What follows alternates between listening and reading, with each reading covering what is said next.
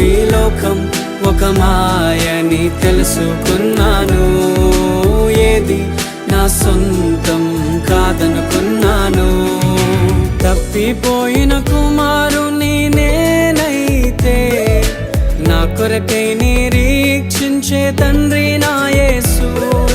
తప్పిపోయిన కుమారుని నేనైతే నా కొరకై నిరీక్షించే తండ్రి నా యేసు.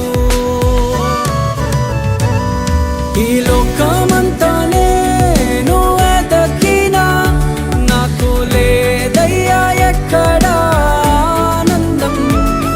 నీ సన్నిధిలో ఒక్క